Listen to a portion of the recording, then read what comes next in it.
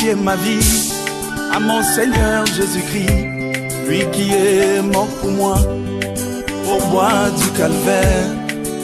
J'ai confié ma vie à mon Seigneur Jésus-Christ, lui qui est mort pour moi. Bonsoir et bienvenue, aimables téléspectateurs, vous qui aimez les enseignements de la parole de Dieu. Vous êtes sûrement dans votre émission La Voix de l'Aigle aujourd'hui en ce samedi. Voilà pourquoi nous vous remercions, vous qui aimez toujours être édifiés par les enseignements qui s'apportent dans notre émission La Voix de l'Aigle. Aujourd'hui spécialement, nous sommes encore dans un débat comme la fois dernière.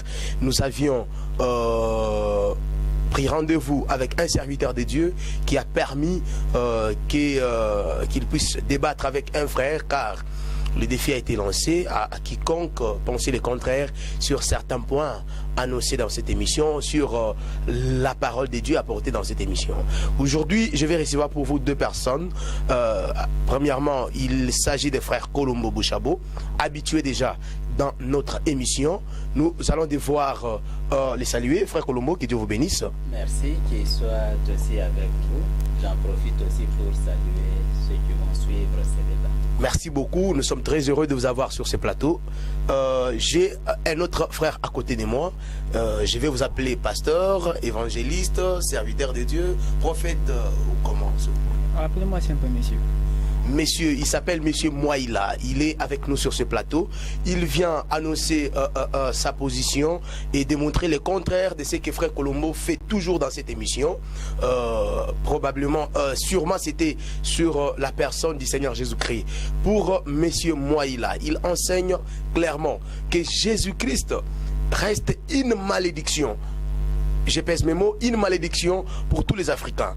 On n'a pas le droit de croire en lui. Mais pour le frère Colombo, c'est en croyant en la personne de Jésus-Christ que vous avez la vie éternelle. Aujourd'hui, nous allons tourner dessus ces deux opinions et voir laquelle il faudrait retenir. En tout cas, nous allons devoir vous prier de rester de notre côté et de ne pas zapper, car vous serez sérieusement édifiés. Frère Colombo, vous, pour vous, le Seigneur Jésus-Christ, qu'est-ce qu'il est? Est-ce qu'il faut croire en lui?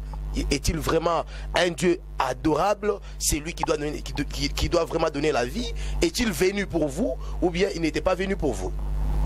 Oui, merci beaucoup pour cette question. Le Seigneur Jésus-Christ, comme nous l'avons toujours enseigné dans cette émission, Oui. et comme je viens d'ailleurs de l'appeler, c'est lui qui est notre Seigneur, c'est lui qui a créé tout ce qui existe, comme cela nous est dit dans Jean au chapitre 1er, à partir du premier verset. Au commencement était la parole. La parole était avec Dieu et la parole était Dieu. Toutes choses ont été créées par la parole et rien de ce qui a été créé n'a été créé sans cette parole. Et puis, au verset 14 du même chapitre, on nous dit: et la parole a été faite chair.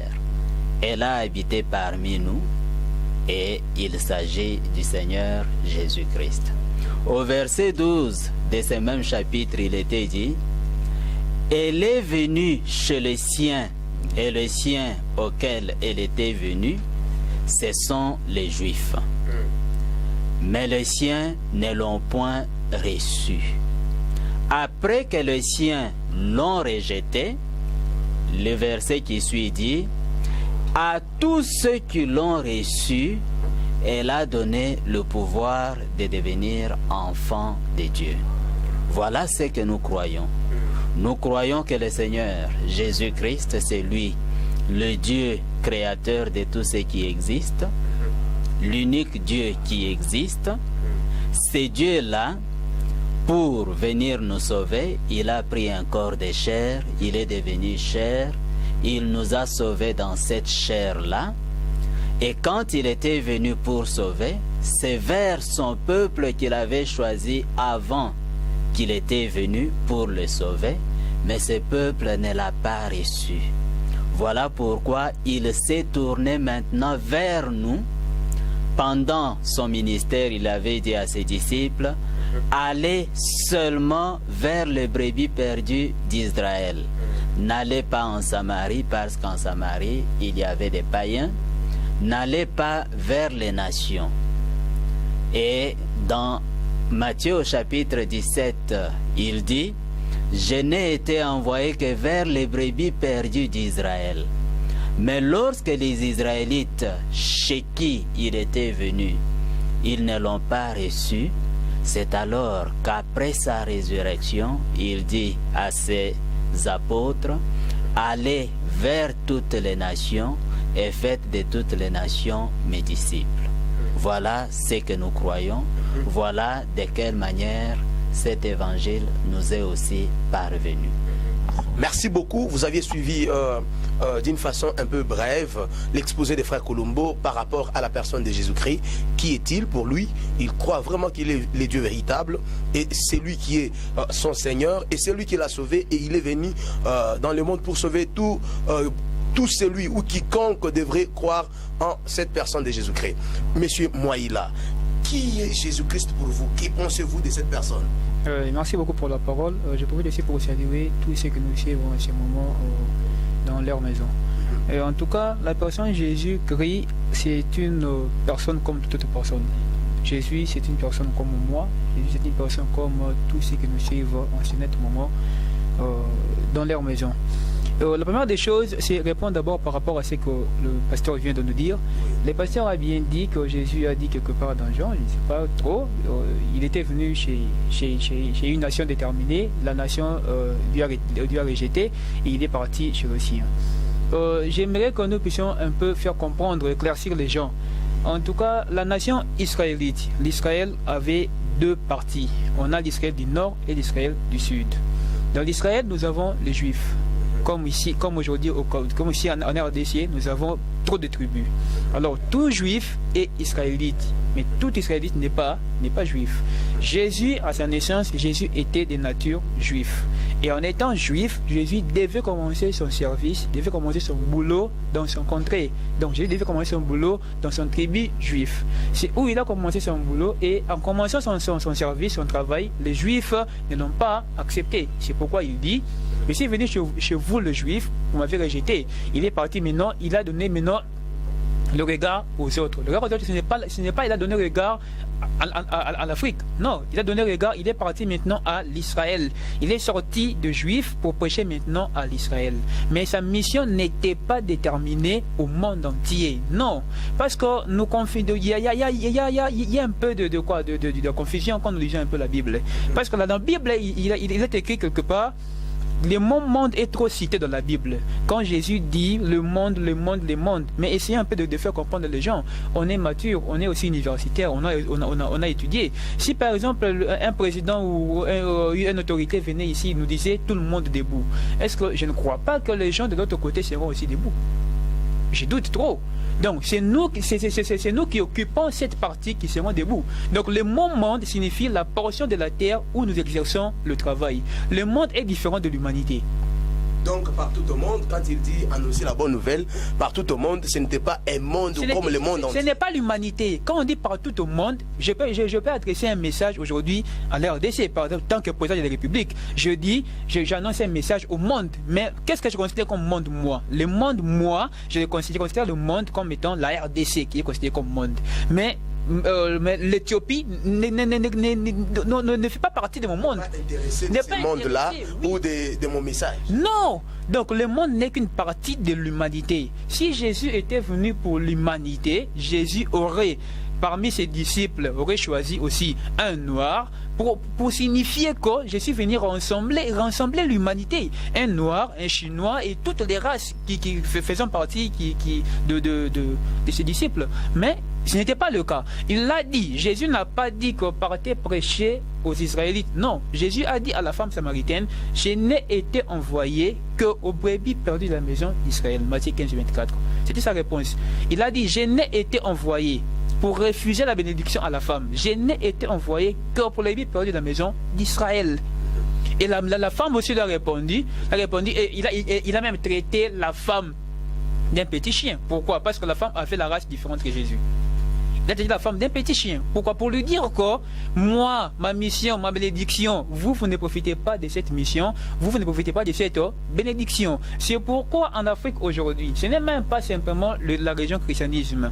L'Afrique aujourd'hui reste ou bénéficie de la malédiction au fur et à mesure que nous allons, au fur et à mesure que nous demeurons chrétiens, au fur et à mesure que nous demeurons tant qu'une personne est chrétienne, tant qu'une personne demeure chrétienne, demeure musulman, cette personne a bénéficié de la malédiction. De la malédiction. Le message est vraiment clair. Vous avez écouté ce que M. Mouaïla enseigne clairement sur ce plateau. Frère Kulumbo, qu'est-ce que vous entendez des Juifs Israël? Là, il a démontré pour dire que tout Juif n'est pas israélite et tout israélite. Tout juif est israélite, mais tout israélite n'est pas juif. Et voilà pourquoi il était venu d'abord pour les juifs, et maintenant il s'est adressé vers les autres qui ne l'avaient pas reçu, pour lesquels il n'était pas venu, c'était les Israélites. Voilà. Je ne sais pas qu'est-ce que vous pensez de tout cela. Il a même repris quelques-uns des passages de la Bible, lesquels vous aviez donné ici, entre autres Jean 17, je crois. Oui, il a donné un passage de la Bible, c'est Matthieu chapitre 15, mais il ne s'est pas rendu compte que lui-même il était en train de se contredire, parce qu'il vient de dire... Il se contredisait.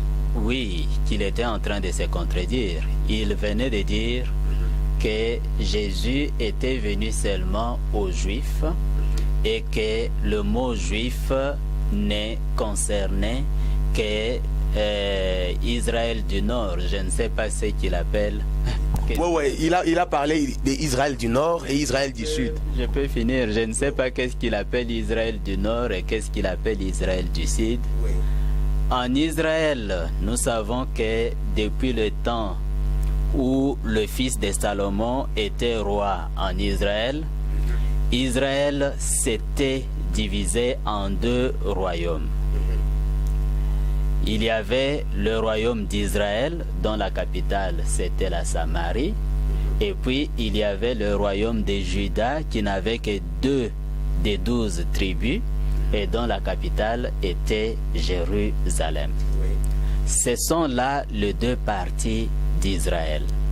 Mais au temps de Jésus, le mot juif s'est rapporté maintenant à tous les Israélites. Au temps de Jésus, le mot juif s'est rapporté à tous les Israélites, comme je pourrais le montrer si on y arrive. Et ici, pourquoi je disais qu'il était en train de se contredire? Il a d'abord dit que Jésus est venu seulement vers les Juifs, mais le passage que lui-même a donné, Matthieu chapitre 15, de cette femme, dans ce passage, le Seigneur dit à cette femme, « Je n'ai été envoyé qu'aux brebis perdues d'Israël. » Il ne nous dira pas qu'Israël, c'était seulement les Juifs de ces deux tribus, de ces royaumes des Juifs. Et même dans Matthieu au chapitre 10, au verset 6, quand le Seigneur les envoie, il dit, n'allez pas vers les païens et n'entrez pas dans les villes des Samaritains. Allez plutôt vers les brebis perdues de la maison d'Israël. La maison d'Israël, ce sont tous les Juifs. Mais Samarie, depuis qu'Israël était parti en captivité, Samarie a été occupée par des païens. Voilà pourquoi le Seigneur leur dit, n'allez pas dans les villes des Samaritains, parce que Samarie, c'était un mélange. Il y avait des païens en Samarie. Voilà pourquoi il leur avait interdit d'y aller. Il était venu vers les brebis perdues d'Israël. Les brebis perdues d'Israël comprenaient tous les Israélites qui étaient perdus. Là, c'est une première correction. Et puis dire que nous sommes sous la malédiction parce que nous croyons au Seigneur Jésus-Christ, là, c'est à lui d'expliquer qu'est-ce qu'il appelle malédiction. Puisque je le vois, il est bien habillé. tel que les Occidentaux lui ont montré comment s'habiller. Est-ce que c'est ça qu'il appelle malédiction? Je crois qu'il faudrait retourner à la façon dont on s'habillait dans nos villages, par des chefs coutumiers. Il faut être conséquent, il faut être logique dans ce qu'on soutient. Il ne faut pas faire des choses et faire le contraire. Je crois qu'ici, il est venu peut-être nous annoncer le Dieu de noir. Mais nous savons que le Seigneur Jésus-Christ a été envoyé aux brebis perdues d'Israël. Et lorsque Israël l'a repoussé, il a dit à ses disciples dans Matthieu au chapitre 28, allez vers toutes les nations, nous pouvons les lire tel que c'est écrit. Matthieu chapitre... Parce qu'il a bien 28. Dit, quand on dit partout au monde, il ne s'agit pas de toute l'humanité. L'Écriture le montre clairement. Matthieu chapitre 28, on dit, allez, faites de toutes les nations des disciples. Ici, il n'y a même pas le monde, le mot monde dont il a parlé.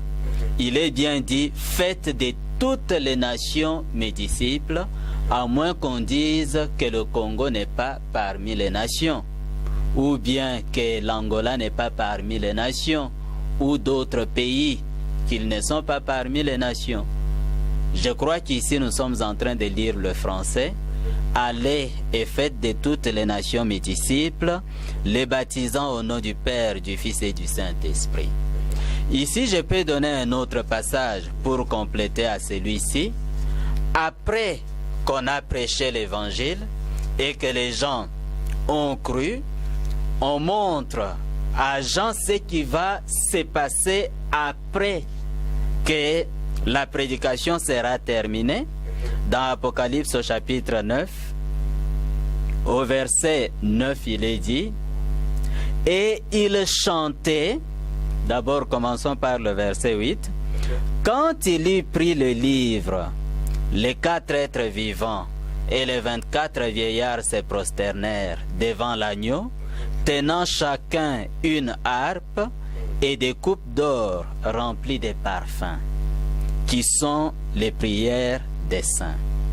Et il chantait un cantique nouveau en disant, tu es digne de prendre les livres et d'en ouvrir les sceaux, car tu as été immolé et tu as racheté pour Dieu par ton sang des hommes de toutes tribus, de toutes langues, de tout peuple et de toute nation. Donc le Seigneur Jésus-Christ a racheté les hommes de toute nation, les hommes de toute langue. Après qu'Israël l'a repoussé, nous avons été accueillis par lui.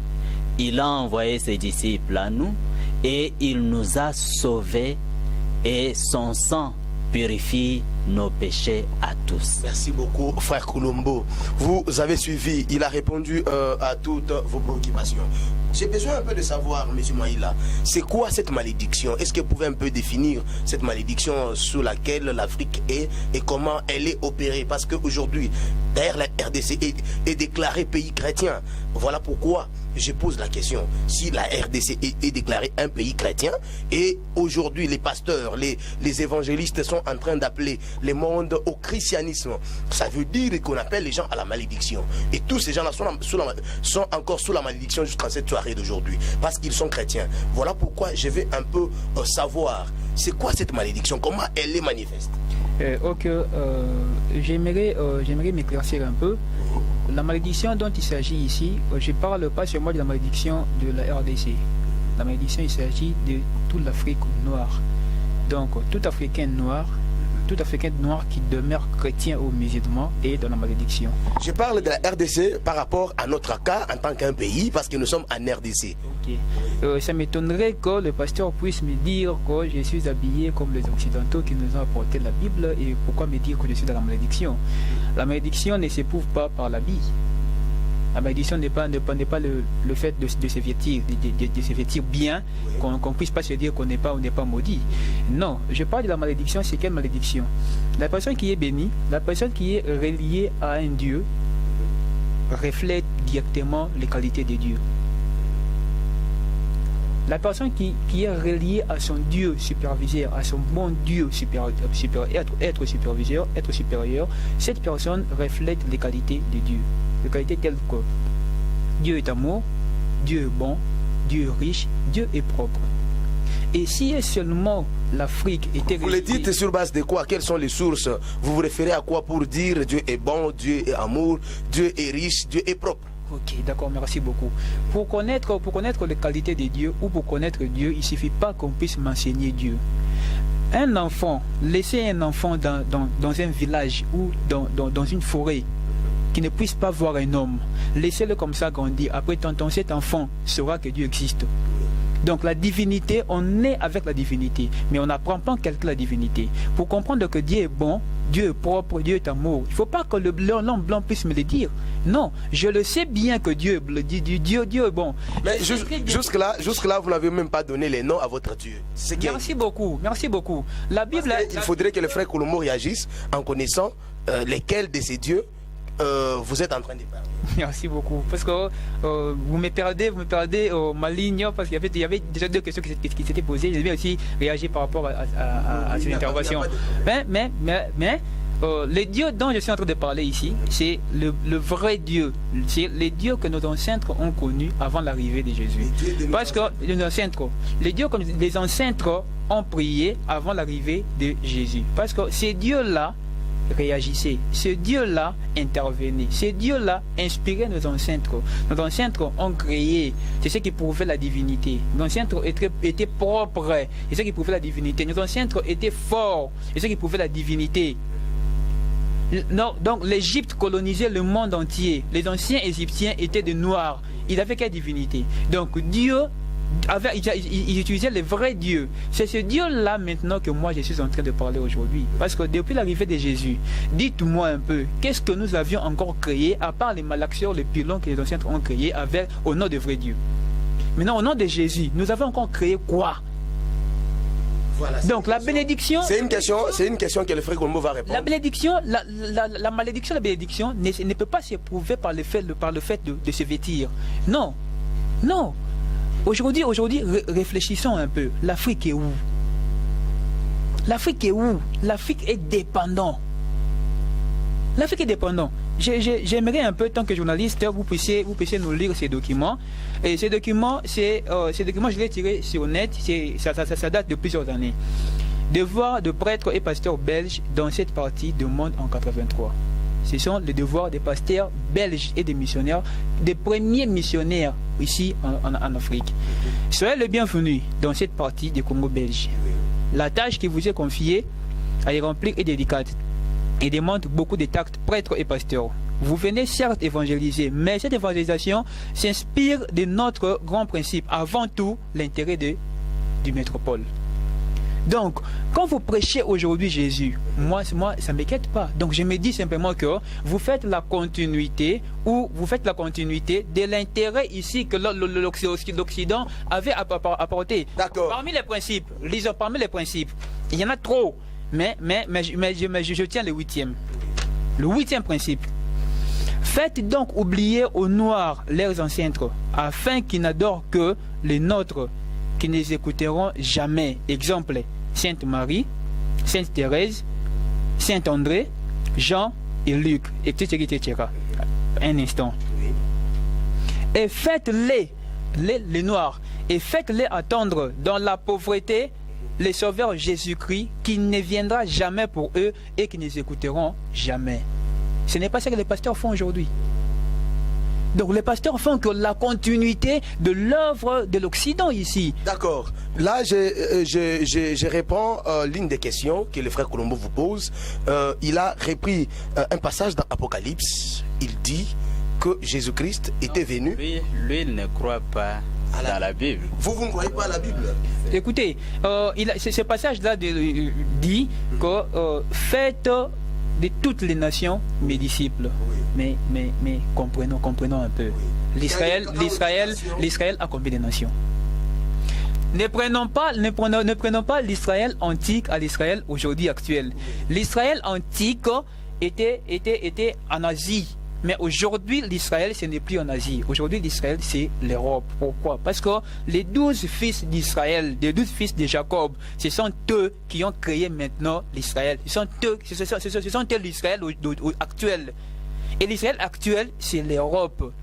Bon, revenons avant. L'Israël avait combien de nations? L'Israël contenait plusieurs nations. Voilà. Je crois qu'on ne devrait pas venir ici dans l'émission pour parler de bêtises comme celles que je suis en train d'entendre là. Quand on dit que l'Israël actuel, c'est l'Europe. Ça, ce sont tout simplement des bêtises. Ce sont des bêtises qu'il est en train de raconter. Israël, ce n'est pas l'Europe.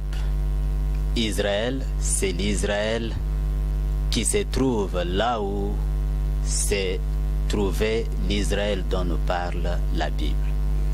Nous savons que les Israélites ont été dispersés à un moment donné et suite à la persécution, au massacre qui se sont déroulés contre les Israélites pendant la Deuxième Guerre mondiale, c'est ça qui a poussé les Israélites qui étaient dans la dispersion à rentrer dans leur pays. Mais dire que l'Europe, ce sont les Israélites, c'est en d'autres termes nous dire que tous les Blancs qu'il y avait en Europe ont été massacrés et qu'ils ont été exterminés, qu'ils ont été remplacés par les Israélites. Parce que lui, quand il parle d'Israël, il voit l'Occident. Ce sont des bêtises qu'il est en train de raconter. Quand vous ne connaissez rien, ne cherchez pas à venir passer dans l'émission pour raconter n'importe quoi. Ça, ce n'est pas bon. Les gens qui sont en train de nous suivre, ils ont besoin de suivre des choses qui sont correctes, des choses qu'on peut prouver. Nous savons que Noé avait 3 fils et l'un de ces 3 fils, c'était Cam, celui qui est l'ancêtre des Noirs. Voilà pourquoi les pays qui sont au nord de l'Afrique portaient le nom des enfants de Cam, comme l'Égypte par exemple, c'était Mitzraïm. Et ça se trouve même dans la Bible. C'est prouvable, ce que vous dites aussi. Oui, le mot qui est traduit par Égypte dans nos Bibles, c'est le mot Mitzraïm dans l'original. Et Mitzraïm, quand vous allez dans la descendance de Cam, dans Genèse, Mitzraïm, c'est l'un des fils de Cam. C'est comme la Libye. Le mot traduit par la Libye dans la Bible, c'est le mot Pout. Et Pout, c'est l'un des descendants de Cam. Mais pour les populations de l'Asie, leur ancêtre c'était Sem. Et c'est de Sem que viennent et les Israélites et les autres Asiatiques. Mais les Blancs viennent de Jephthé, qui était l'un des fils toujours de Noé. Ce sont ces 3-là qui ont peuplé toute la terre et toutes les populations de la terre viennent de ces 3 fils. C'est vrai que l'Égypte était habitée par des Noirs, c'était les descendants de Mitzraïm, et ces Noirs-là ont dominé à un certain moment toute la terre. Mais quelle était leur divinité? Ils avaient 3 dieux. Ils croyaient en une triade. Et ces 3 dieux-là sont crus aujourd'hui à travers le monde. Chez les Européens, on a trouvé aussi des triades venues de cette domination. D'abord la domination égyptienne, la domination babylonienne, et ce sont ces triades-là qui ont même influencé le christianisme, au point que dans le christianisme, il y en a qui ont même cru en 3 dieux, tout en parlant d'une même divinité, et ils appellent cela la Trinité. C'est tout simplement l'influence de cette divinité venue de l'Égypte, passant par Babylone, et tout est d'ailleurs parti de Babylone.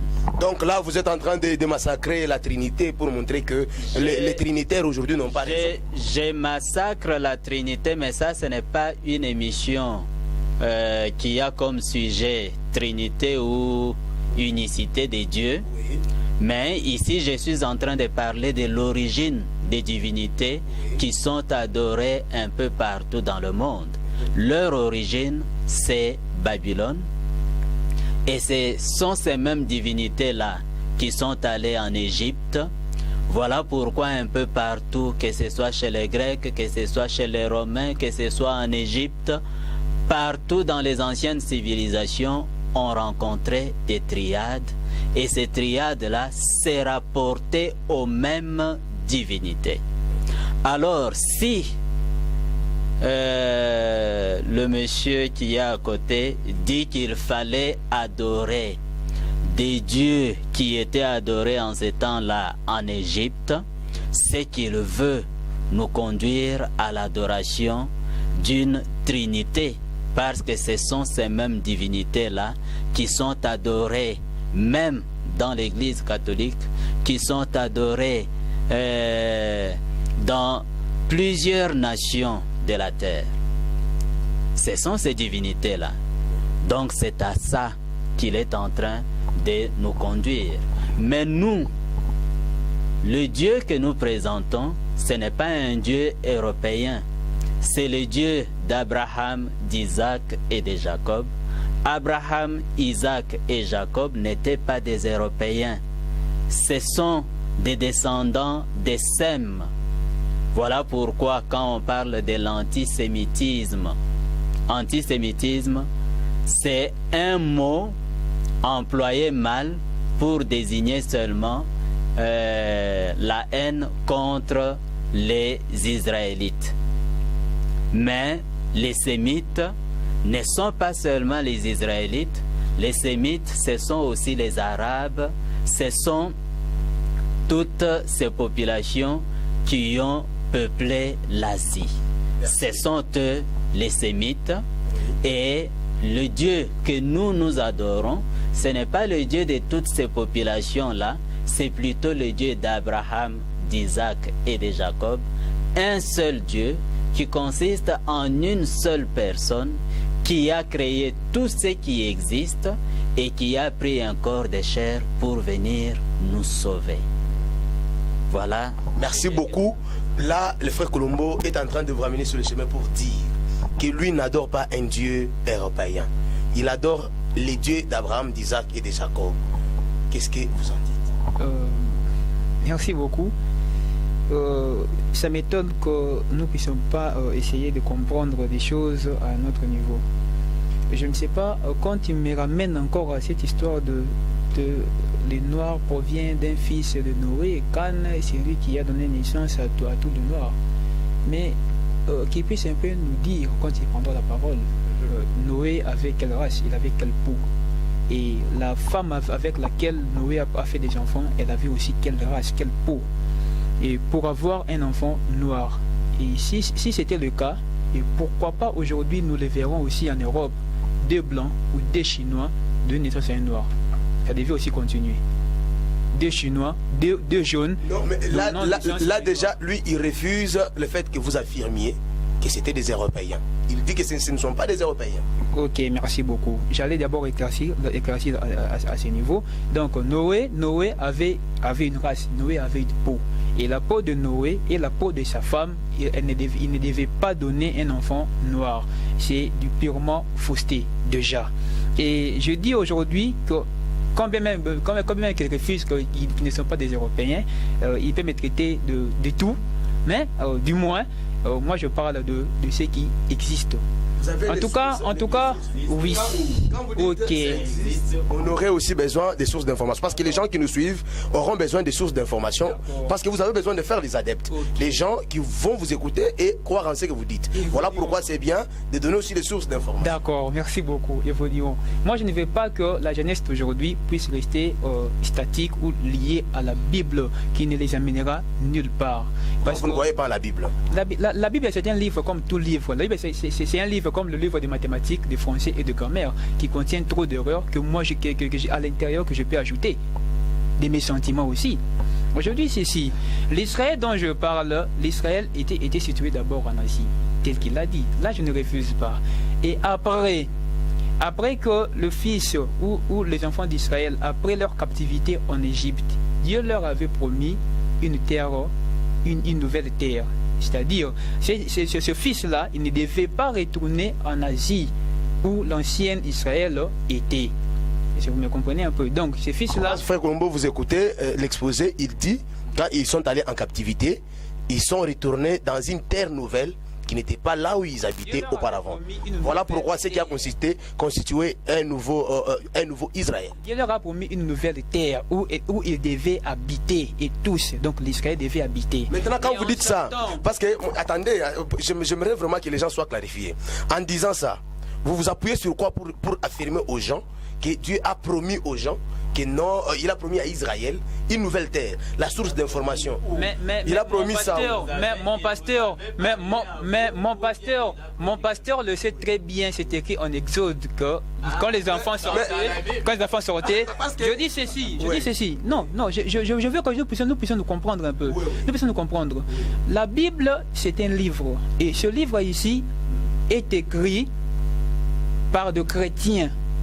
Ils ont des sentiments chrétiens. Est-ce que vous me comprenez au moins? Et cette Bible-ci, ce livre ici, a été écrit comme le Coran aussi était écrit. Donc, dans la Bible et le Coran, ils peuvent avoir aussi des histoires vraies. Mais l'histoire de l'humanité ou de sauveur de l'humanité, c'est où maintenant les choses ne marchent pas. Mais l'histoire normale, les débuts de gens et tout, il y a des histoires vraies à l'intérieur. Mais donc, quelque part, il y a des faussetés. C'est une source d'inspiration. Comment maintenant on va accepter? Vous savez, dans notre émission, il est important, quand vous venez, nous avons une unité de mesure. Soit vous nous dites, nous allons dans l'histoire, on traite avec l'histoire pour savoir ce que j'ai dit, je peux le prouver avec l'histoire. Ce que j'ai dit, je vais le prouver avec tel livre. Je vais le prouver avec les Corans. Comme ça, on peut traiter... Mais ce que moi je vous dis bien déjà, cette histoire dont je suis en train de parler, on le trouve dans Exode. Le pasteur ne me contredira pas. Après que les enfants d'Israël sortent de l'Égypte, Dieu leur a promis une nouvelle terre. Ce n'est pas moi, c'est la Bible qui le dit. Et Moïse lui-même n'était pas entré. Et les enfants, cette nouvelle terre-là, c'était la nouvelle terre qui devait y rester. C'est pourquoi, c'est ce qui crée même la guerre jusqu'aujourd'hui en Asie. Parce que l'Israël doit quitter là-bas. Vous voyez? Donc, ils sont partis habiter à la nouvelle terre. La terre promise que Dieu leur a promis. Dieu leur a dit, vous n'allez plus rentrer où vous étiez avant. Donc, je vous réserve une nouvelle terre. Mais cette terre-là, il y avait aussi des authentiques. Mais pourquoi? Parce que le pasteur m'a dit qu'il veut nous dire quoi? Que toutes les races qui habitaient l'Europe étaient bannies et puis ils sont venus. Non, il y avait des authentiques. Les authentiques étaient là. Et eux maintenant, on leur a promis une nouvelle terre. Voilà. Et là, nous sommes en face de quelqu'un qui ne comprend pas ce qu'il est en train de dire. La nouvelle terre qui a été promise aux Israélites, ce n'est pas une terre d'Europe. Pour dire, le pasteur a dit, est-ce qu'on a exterminé toutes les populations qui étaient là-bas? Non. Quand ils ont quitté l'Égypte, ils ne sont pas allés en Europe. Ils sont allés en Asie, dans l'Israël actuel. Ils ont traversé la mer Rouge, et quand vous traversez la mer Rouge, vous n'arrivez pas en Europe. Ils ne sont pas arrivés en Turquie, parce que Turquie c'était encore beaucoup plus loin, et ils se sont arrêtés dans la terre que Dieu leur avait promise. Et cette terre avait 7 nations qui y habitaient. Et ils ont conquis cette terre-là. Ils se sont établis sur cette terre. C'est à côté, à l'ouest, disons, de la mer Méditerranée. C'est là que s'est trouvé Israël. Donc la nouvelle terre, là, ce n'était pas en Europe. Pas l'Europe. Donc quand il dit que c'est l'Europe, ça c'est tout simplement méconnaître ou avoir l'ignorance. Il ne connaît pas l'histoire dont il est en train de parler. Quand le Seigneur Jésus-Christ est venu, ce n'était pas en Europe qu'il était allé. Il était en Israël, et Israël ne se trouve pas en Europe. Israël se trouve en Asie. Voilà la vérité. Et ça, même les petits-enfants qui sont en train de l'étudier à l'école, ils le savent bien. Oui. Merci beaucoup, M. Mouaïla. Une question me vient à l'esprit. Vous parlez d'un Israël ancien qui était parti en captivité et un Israël nouveau. Je ne sais pas, le premier Israël pour vous, il était dans quel pays ou dans quel continent présentement? Et le nouveau Israël, il est dans quel continent présentement? Non, je veux que les choses s'éclaircissent. Vous voyez, quand on ne se comprend pas, on risque de juger l'un et l'autre de fous, de sorciers, de démons et des trucs comme ça. Je veux que nous puissions nous comprendre un peu. L'Israël ancien et le nouveau Israël, c'est quoi au moins? Donc je ne dis pas que le nom ou la terre Israël était déplacée vers un autre continent. Non, l'Israël ancien existe jusqu'à présent. C'est en Asie. Et maintenant, de quel Israël moi je parle? Ici nous traitons la spiritualité. Vous voyez, le pasteur, le mal avec le pasteur, c'est quand il prêche, il ne prêche pas pour faire comprendre les adeptes la vraie histoire, comment elle était. Bon, ça se comprend parfois ils ignorent aussi eux-mêmes comment l'histoire se construit. Mais l'Israël au moins. Mais dès qu'ils répondent d'abord à la question. Mais le vrai maintenant, le nouveau, c'est lequel? Parce que quand ils sont partis en Égypte en captivité et puis ils sortaient. Quand ils sortaient maintenant, il y avait plusieurs nations. Hein? Il y avait plusieurs nations parmi ceux qui sortaient. En Israël, il y avait plusieurs nations. Dieu leur a promis une nouvelle terre. Et cette terre-là ne faisait pas partie. Cette terre-là n'était plus en Asie.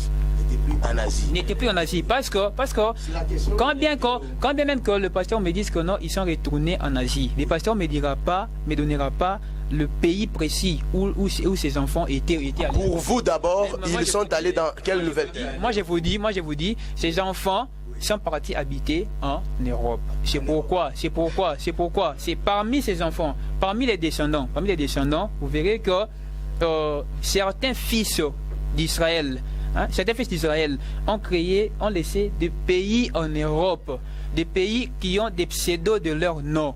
Par exemple, Nephtali, Italie, il a laissé Italie. Donc pour vous, toute l'Europe, c'est Israël. Non, je ne parle pas de toute l'Europe. Je vous ai dit donc ici. Une partie de l'Europe. Oui, c'est pourquoi vous verrez aussi dans l'Union européenne contient combien d'étoiles? 12 étoiles pour signifier les 12 tribus d'Israël. Donc, si vous comprenez mal les choses, bon, moi je comprends. Hein, c'est parce que quand les missionnaires étaient venus ici, quand l'homme blanc a formé des premiers missionnaires pour l'Afrique, l'homme blanc a formé des premiers missionnaires n'est pas pour comprendre la vraie histoire. C'était simplement pour interpréter ce que lui, l'homme blanc, a écrit. Oui. C'était ça. Et aujourd'hui, les pasteurs font que cette continuité. Je comprends que les pasteurs puissent me comprendre de sa manière. Mais au moins, aujourd'hui, si la vraie histoire, si la vraie réalité aujourd'hui sortait, ça serait toujours mal pris, mal reçu. Merci beaucoup, frère Colombo. Qu'est-ce que vous dites en réplique? Oui, je crois que là, même les enfants qui sont à l'école peuvent corriger eux-mêmes le frère. Quand ils sont sortis de l'Égypte, nous savons qu'ils sont allés dans le pays que leur avait promis le Seigneur. Dans Exode chapitre 3, parce qu'il a parlé d'Exode, là le Seigneur... Il a dit quand même c'est une réalité, il croit une partie, comme Exode c'est une vérité. Oui, il a dit que Exode c'est une réalité et qu'il aurait tiré cette histoire d'Exode.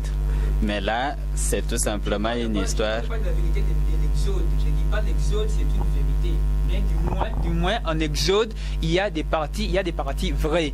Mais s'il faut contredire en Exode aussi, selon l'intelligence simplement de la personne, on verra aussi il y a du fausseté là-bas. Par exemple, l'entrée et la sortie des enfants d'Israël, ils sont entrés, ils n'ont pas traversé, ils ont traversé aucun fleuve. Pourquoi en sortant, ils ne peuvent pas traverser ces voies? On va revenir.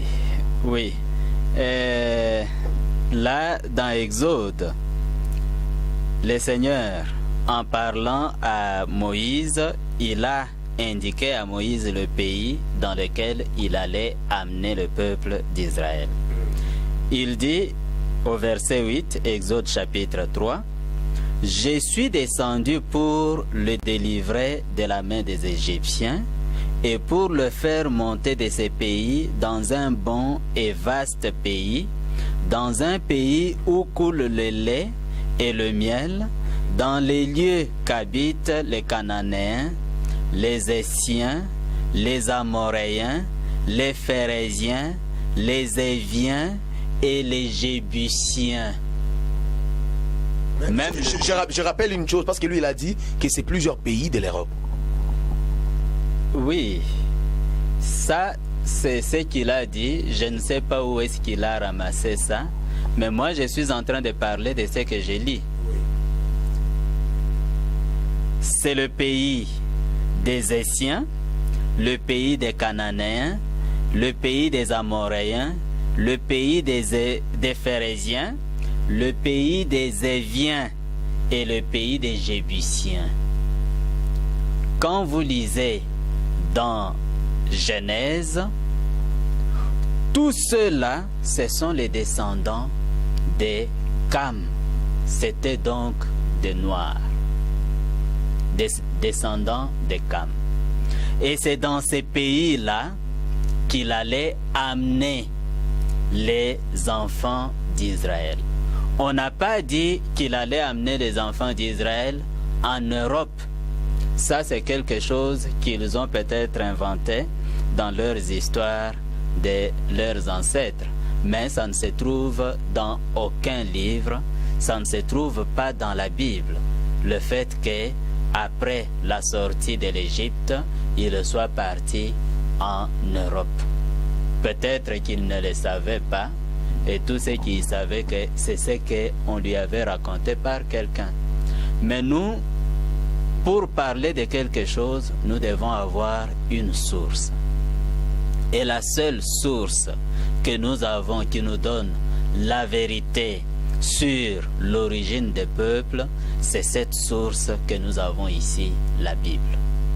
Et ce que dit la Bible ici est confirmé même par l'histoire laïque. L'histoire confirme que les Israélites ont habité en Égypte. L'histoire confirme que les Israélites, après leur sortie de l'Égypte, ils se trouvaient sur cette terre qui est appelée Israël aujourd'hui, ou la Palestine. Les archéologues qui ont cherché, fouillé dans la terre, ils ont retrouvé des restes qui montrent que c'est là qu'ils avaient habité. Et nous savons, d'après l'histoire, que c'est en l'an 70 qu'ils ont été dispersés sur la terre. Lorsque l'empereur Titus avait attaqué Jérusalem et qu'il avait saccagé le temple, ils se sont dispersés et ils sont allés dans plusieurs pays de la terre. Ça, c'est ce que nous avons de l'histoire. Et depuis leur dispersion, ils se sont retrouvés dans plusieurs pays de la terre. Et c'est comme cela qu'ils s'étaient retrouvés en Allemagne, ils se sont retrouvés en Russie, ils se sont retrouvés en France, un peu partout. Mais dans la Deuxième Guerre mondiale, on avait commencé à les persécuter, à les massacrer. C'est comme ça que ces Israélites, voyant qu'ils étaient massacrés de l'autre côté, ils se sont dit, retournons sur notre ancienne terre. Et en retournant, ils ont commencé à acheter des terres jusqu'à ce qu'ils ont commencé à s'imposer. Et cela est conforme à la parole de Dieu, parce que la parole avait promis qu'ils allaient être dispersés dans toutes les nations et qu'après ils allaient retourner sur les montagnes d'Israël. Et aujourd'hui, ils sont retournés sur les montagnes d'Israël. Nous croyons en un Dieu qui, plusieurs centaines d'années avant, il promet, parce qu'il voit déjà ce qui va arriver après, et lui-même, il réalise même ce qu'il avait promis. Il avait promis depuis l'Ancien Testament qu'Israël allait être dispersé. Nous le voyons dans Ézéchiel chapitre 38 et dans Ézéchiel chapitre 39. Et qu'ils vont retourner sur les montagnes d'Israël. Et là, une nation naissant des peuples venant, d'un peuple venant de plusieurs autres nations. Et cette nation est née d'un peuple venant de plusieurs autres nations et il se retrouve aujourd'hui sur les montagnes d'Israël. Voilà. Et la prophétie continue. Ce que nous attendons maintenant, c'est que toutes les nations de la terre vont se mettre ensemble, vont s'allier pour faire la guerre à Israël. C'est alors que Dieu descendra lui-même, il mettra ses pieds sur la terre et il combattra pour Israël, pour que Israël ne soit pas exterminé. C'est ça qui va arriver bientôt. Nous n'avons pas besoin des gens qui sont en train d'adorer des gens qui sont déjà morts. Le fait que ces gens-là soient morts et ne soient pas ressuscités montre qu'ils ne sont pas puissants. Alors pourquoi aller mettre sa confiance dans des histoires comme ça? Nous voulons prier, nous voulons adorer, nous voulons servir un Dieu puissant et dont la puissance se manifeste par ce qu'il prophétise et qui se réalise. Merci beaucoup, mais il a posé une autre question ici pour dire Israël, quand ils sont allés en captivité en Égypte, ils n'ont pas traversé de mer Rouge. Mais en retour, comment ils ont traversé? Cette mer est venue d'où? D'abord, ça c'est aussi ne pas connaître l'histoire. Israël n'est pas allé en captivité en Égypte. Ils ne sont pas allés en captivité en Égypte.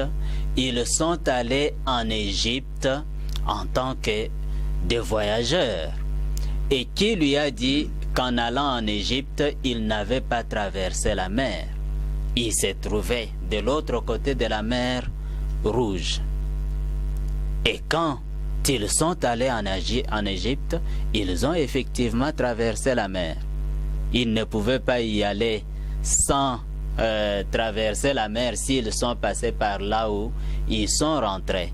Mais peut-être qu'ils avaient emprunté un autre chemin. Ce chemin n'est pas clairement expliqué dans Exode. Mais tout ce que nous savons, c'est qu'ils se retrouvaient de l'autre côté de la mer Rouge et ils sont venus en Égypte. Ont-ils passé par ce qui est devenu aujourd'hui le canal de Suez? Ça, je ne sais pas le dire, je n'ai pas de précision. Mais en retournant, ils avaient pris la direction de la mer Rouge. Et ils sont passés par la mer Rouge. Et c'est ce que nous enseigne la Bible. Merci beaucoup, aimables téléspectateurs. Nous sommes en train d'aborder un sujet très important. Est-ce Jésus-Christ pour le reste du monde reste une malédiction et pour Israël une bénédiction, ou c'est le contraire? Parce que il y a une question à laquelle il n'a toujours pas répondu. Laquelle? Parce que en quoi consiste cette malédiction dont il parle? Voilà. En quoi consiste cette malédiction? Il va répondre à cette question. Nous sommes en train de parler de ces sujets en affirmant en apportant 2 points de vue ici devant vous. Le frère Colombo affirme clairement que la vie éternelle, c'est en croyant au Seigneur Jésus-Christ. Mais M. Moïla enseigne clairement que toute personne qui croit au Seigneur Jésus-Christ, il est sous la malédiction, sauf Israël, car il était venu pour Israël. Alors, je reviens avec cette question. En quoi consiste cette malédiction dont vous parlez? Et cette malédiction, je disais, c'est parce que vous m'interrompez un peu avec trop de questions, cette malédiction, je disais, ce n'est pas le fait de se vêtir. La malédiction est le fait de se suffire. C'est ça, c'est ce qui prouve la malédiction. En tout cas, de se suffire. L'insuffisance ou la suffisance. Je dis ceci. Si en Afrique, on a un seul nom, ou pas un seul nom. En Afrique aujourd'hui, il y a plusieurs nations qui sont croyants de Jésus. Et en Europe aussi, même moment.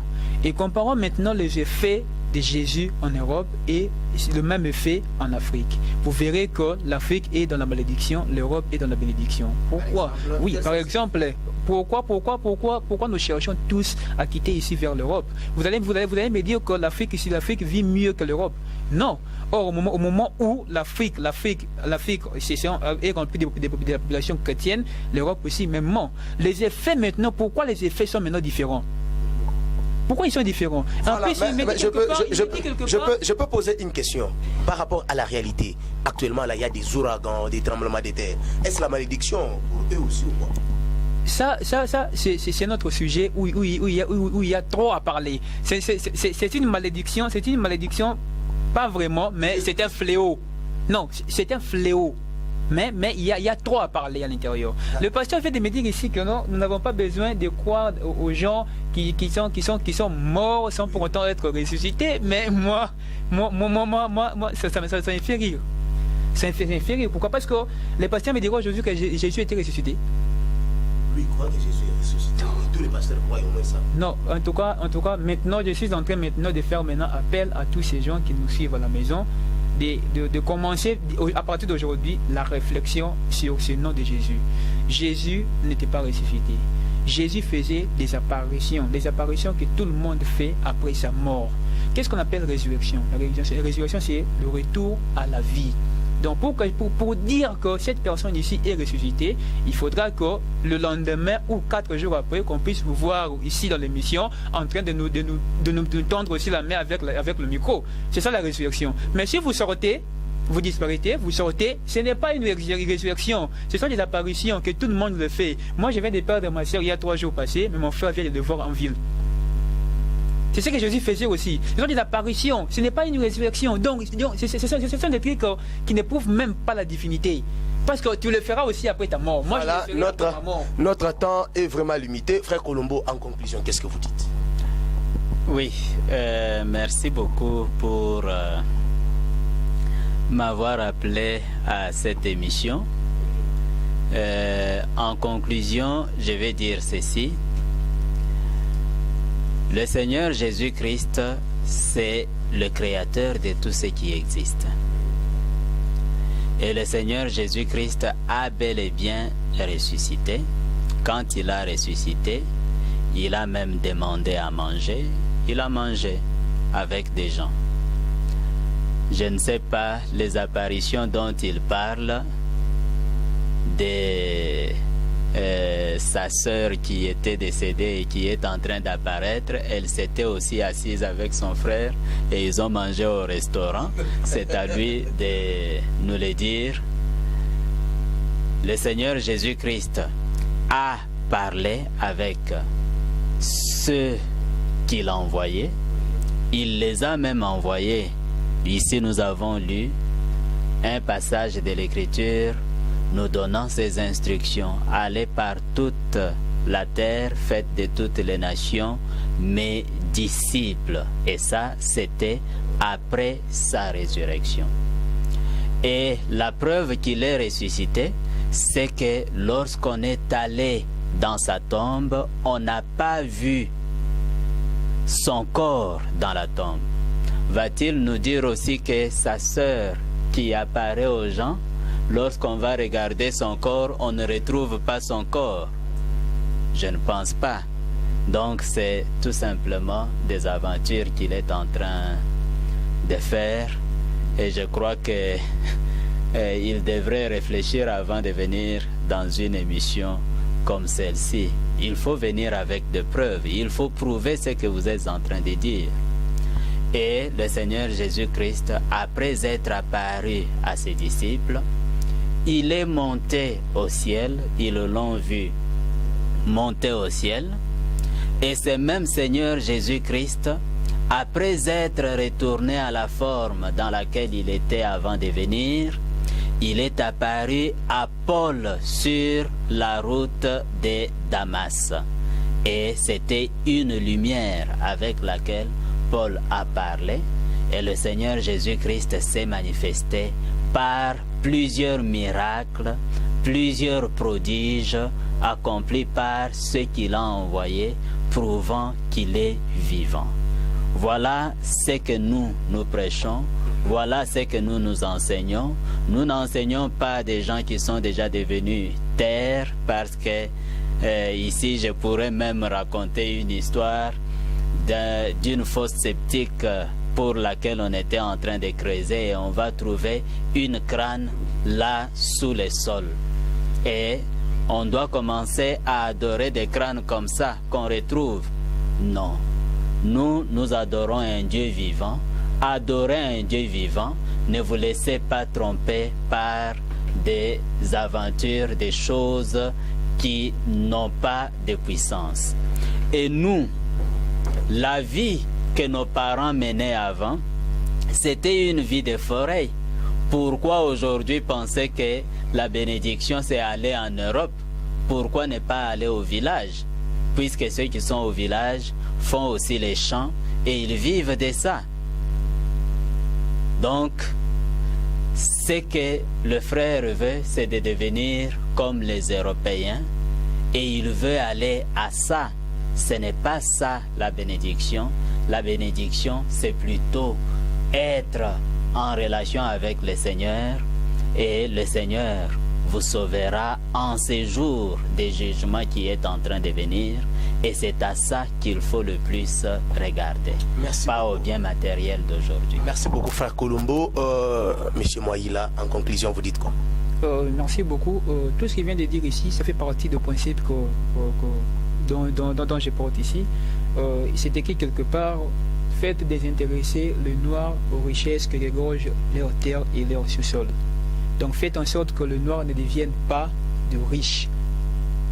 Pourquoi? Parce que l'homme blanc a créé cette religion et ce livre, la Bible, pour piller simplement l'Afrique, amener tout, et nous laisser comme ça, pauvres, et puis continuer comme ça, et aimer la pauvreté, et comme ça nous dire que le bien matériel ne sont pas importants. Ça m'étonne trop. Ça m'étonne trop. Et puis le fait que... je veux que le pasteur puisse comprendre des trucs. La résurrection a plusieurs dimensions. Les gens qui voient quelqu'un qui est décédé, les patients ne me dira pas que tous ces gens avec qui ils se croisent en cours de route, avec qui ils se parlent en cours de route, sont des vivants. Parfois il est décédé où c'est à la Katouba, et puis ils se croisent ici, ils se parlent, ils lui demandent parfois l'avenue. Mais pourquoi il dit que non? Est-ce que la personne que tu as croisée, vous avez mangé aussi ensemble? C'est possible que vous puissiez manger ensemble, parce qu'il peut être décédé aussi à la Katouba. Vous le croisez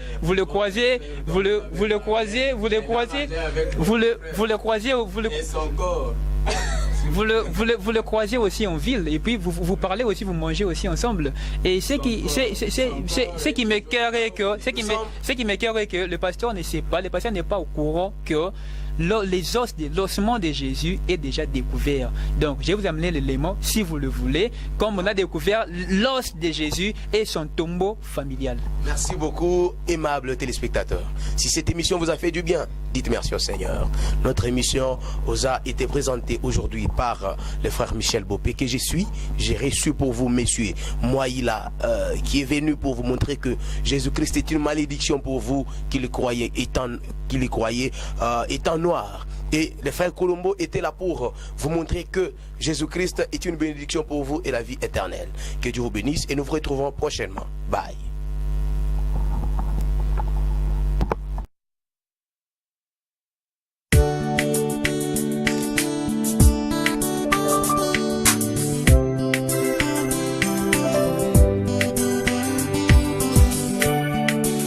J'ai confié ma vie à mon Seigneur Jésus-Christ, lui qui est mort pour moi au bois du calvaire.